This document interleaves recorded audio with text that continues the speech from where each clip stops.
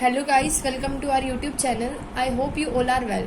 तो स्टूडेंट, आपको पता है मैं आपको बीएससी का मैथ्स करा रही हूँ। तो आज हम उसमें chapter number 1 solution of algebraic and transcendental equation में मैं आपको 2 मेथड करवा चुकी हूँ। आज हम थर्ड मेथड करने जा रहे हैं जिसका नाम है सेकेंड मेथड। क्या नेम है स्टूडेंट्स? उस मेथड भी कहते हैं।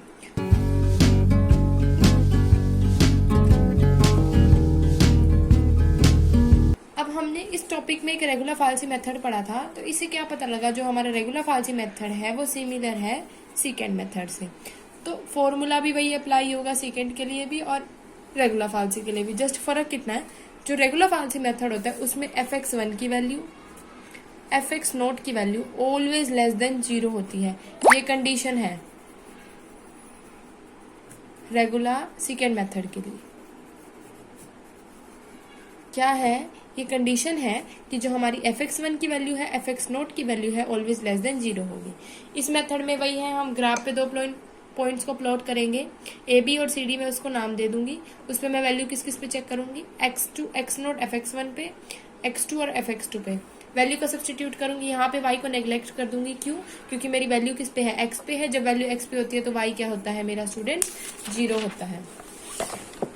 तो हम वैल्यू को नेग्लेक्ट करते हुए x एक्सिस पे y 0 होता है, y एक्सिस पे x 0 होता है। अब हमारी वैल्यू किस पे है, x एक्सिस पे है, तो y क्या हो जाएगा, 0 हो जाएगा स्टूडेंट्स। ओके, तो फिर मैंने क्या करा, x is equals to x0 minus x1 minus x0, fx1 fx0 और फंक्शन की वैल्यू x0 पे बिल्कुल सेम है। जस्ट फर्क कितना है कि जो हमारी अब यहाँ पर x क्या है, ith अप्रोक्स 1 के लिए, नोट के लिए माइनस करते थे और 1 के लिए क्या करते थे, ith अप्रोक्स लेते थे। यहाँ पे क्या बताया मैंने, x के लिए तो मैं क्या करती थी, ith प्लस 1, और x 1 के लिए क्या करती थी मैं, x ith करती थी, और x नोट के लिए मैं क्या करती थी, x i माइनस 1। ये मैं 3 अप्रोक्स वैल्यू लेके चलती थी। तो मैंने तीनों को यहाँ कैसे सब्सटीट्यूट कर दिया, जनरल फॉर्मूला में सक्सेसिव अप्रोक्सीमेशन निकालने के लिए, जो कि क्या होती है, ग्रेटर देन 1 होगी लेकिन लेस देन क्या होगी, 0 होगी। किसके लिए, fx1 fx0 के लिए, जब उनकी फंक्शन पे वैल्यू होगी। तो स्टूडेंट यहाँ पे इन्होंने क्या बताया, ith1 और xi इस मेथड में फेल हो जाता है। क्यों हो जाता है? क्योंकि यहाँ पर कन्वर्जेंस पॉसिबल नहीं होता। ये हमारी ड्रॉबैक है। क्या है स्टूडेंट, ड्रॉबैक है किसकी, सेकेंड मेथड की। Does not show the convergence of this rule. यहाँ पर ये हमें क्या शो नहीं करता, कन्वर्जेंस शो नहीं करता, लेकिन रेगुलर फाल्सी कन्वर्जेंस शो करता था। उसकी वैल्यू कितनी आई थी, 1.618 आई थी ना स्टूडेंट, इसलिए। तो रेगुलर फाल्सी कभी भी, सॉरी स्टूडेंट्स, जो हमारा ये है सेकेंड मेथड है, ये कभी भी कन्वर्जेंस को शो नहीं करता, लेकिन रेगुलर फाल्सी करता है। इस मेथड का अगर हम एक क्लियरिटी से, मतलब अगर हम रेगुलर फाल्सी से चेक करना चाहते हैं कन्वर्जेंस हमारा सेकेंड का, तो वो क्या होगा, बहुत ही ज्यादा वैल्यूज निकालने के बाद तब हमारा रेगुलर फाल्सी मेथड से कन्वर्ज कर जाएगा, अदरवाइज ये कन्वर्ज नहीं करेगा। क्वेश्चन बिल्कुल सेम है, मैं आपको एग्जाम्पल करा रही हूँ।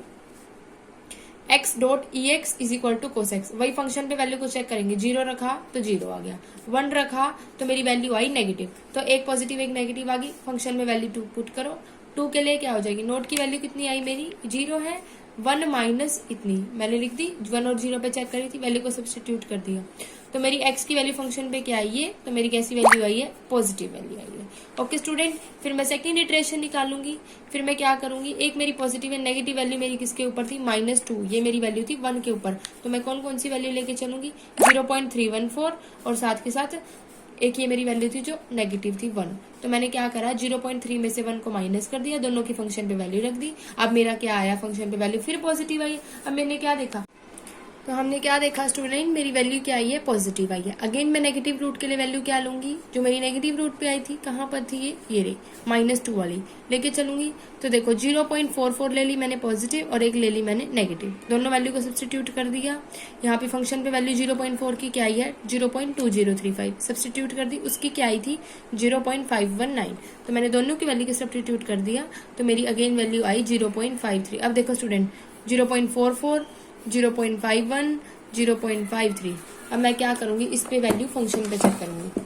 मैंने फंक्शन पे वैल्यू चेक करी तो मेरी कैसी वैल्यू आई है, नेगेटिव। मेरी x4 पे तो आई है नेगेटिव और x3 पे मेरी कैसी आई थी, पॉजिटिव। तो मैं इन दोनों की वैल्यू लूंगी, x4 में से x3 को नेग्लेक्ट करूंगी, तो मेरी क्या वैल्यू आई है, पॉजिटिव आई है x5 पे। तो देखो स्टूडेंट, अब मेरा रूट क्या आया, 0.00, 0.51। अब मैं अगर x6 और x7 प्रोसीड करने के लिए, एग्जैक्ट रूट निकालने के लिए, अगर आप पेपर में यहाँ तक इटरेशन 4 निकाल के आओगे ये आपका करेक्ट है, रॉन्ग नहीं होगा, क्योंकि आपने अप्रोक्स, आपका राइट आ रहा है, गलत नहीं है। अब इन्होंने चेक किया होगा तो 6 पे 0.51, 7 पे भी 0. मतलब क्या है, मेरा अप्रोक्स सही आ रहा है। अगर आप 6 भी निकाल के आओगे कोई प्रॉब्लम नहीं, 5 तक तो आप फंक्शन की वैल्यू चेक कर चुके हो ना। जहां पर आपकी फंक्शन की वैल्यू सिमिलर होने लग जाए आप वो क्वेश्चन वहीं पे छोड़ सकते हो, क्योंकि आपको एग्जाम में पता नहीं होगा कि आपको कितनी वैल्यूज निकालनी है। कि अब बुक में तो आंसर होता है हमारे पास, हम आइडिया लगा लेते हैं कि इतना है तो हमें इतनी अप्रोक्स तो निकलेगी, लेकिन एग्जाम में आइडिया नहीं होता। इसे आप अपने अकॉर्डिंग 4, 5 इतनी इक्वेशंस निकालो, आपका रूट मैच करना स्टार्ट कर जाएगा। ओके स्टूडेंट, अब मेरा example number 5 most important example है, KU के 16 में भी आया हुआ है, 15 में भी आया हुआ है, 2016 MDO में भी। तो बहुत इजी क्वेश्चन है। इसमें क्या है, x की 4 माइनस x माइनस 10। सबसे पहले मैं क्या करूंगी, इस वैल्यू को फंक्शन के लिए लेट कर लूंगी। 0 को मैंने 1 रखा और 1 को मैंने 2 रख दिया स्टूडेंट। तो 0 को 1 रखा तो मेरी कैसी वैल्यू आई, नेगेटिव। 1 रखा तो 4 आई। इटरेशन 1 निकालूंगी, उसको x1 माइनस x0, तो मतलब क्या हो जाएगा 2 माइनस 1। दोनों की वैल्यू रख दी, मेरी फंक्शन में वैल्यू कैसी आई, नेगेटिव। और मेरी पॉजिटिव वैल्यू किस पे है, 2 पे, जो कि है मेरी 4। तो मैंने क्या रख दिया, 2 भी रख दिया, फंक्शन की वैल्यू 4 भी रख दी, मल्टीप्लाई भी कर दी फंक्शन की। अब यहाँ पर मेरी इटरेशन 2 में कैसी वैल्यू आई, पॉजिटिव। अब मैंने इसके लिए क्या करा, फंक्शन में वैल्यू को पुट कर दिया। फंक्शन कौन सा है मेरा, x4 माइनस x माइनस 10। तो मैंने x4 मतलब x की जगह मैंने रखा 1.8385 की 4 माइनस 1.8385 माइनस 10।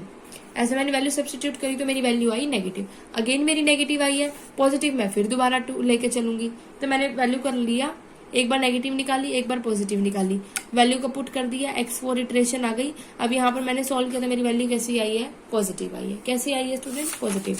तो अगेन मैं x इटरेशन 4 मतलब x की 5 निकालने के लिए, पॉजिटिव तो मेरी निकल आई थी, नेगेटिव मेरी x3 पे थी, तो मैंने नेगेटिव मेरी x2 पे थी, तो मैंने नेगेटिव वैल्यू ले ली, वैल्यू को सब्स्टिट्यूट कर दिया।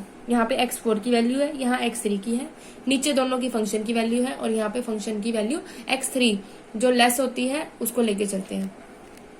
अब मेरी फंक्शन 5 पे वैल्यू क्या आई, 0.0 पॉजिटिव आई है, और इससे पहले नेगेटिव थी। तो मैं कौन कौन सा लेके चलूंगी, 5 को लेके चलूंगी, 4 को, क्योंकि मेरी 5 पे तो पॉजिटिव आई है और 4 पे नेगेटिव आई है। तो मैंने ले ली वैल्यू, सब्स्टिट्यूट कर दी फंक्शन में। अब मेरा यहाँ से क्या रूट आया, 1.855।